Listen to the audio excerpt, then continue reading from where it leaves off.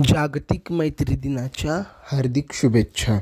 आज आपण पाहणार आहोत की जागतिक मैत्री दिन का साजरा केला जातो।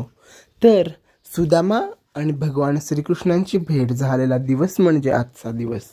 हा दिवस स्मरणीय राहण्यासाठी जागतिक मैत्री दिन म्हणून साजरा केला जातो।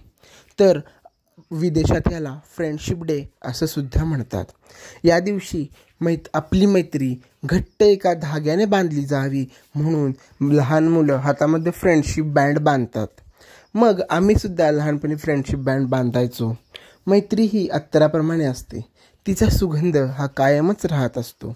त्याचप्रमाणे आपल्या मैत्रीचा सुगंध राहावा, आपल्याला आपल्या मित्राबद्दलची किती काळजी आहे हे आपण एक धागा हातामध्ये किती दिवस बांधून ठेवू शकतो, त्या धाग्याची केअर किती दिवस घेऊ शकतो हे पाहण्यासाठी हा फ्रेंडशिप डे साजरा केला जातो।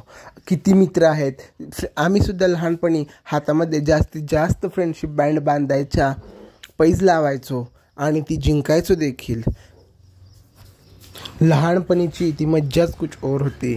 आता मला असं म्हणावंच वाटतं की गेले दिवस राहिल्या त्या आठवणी।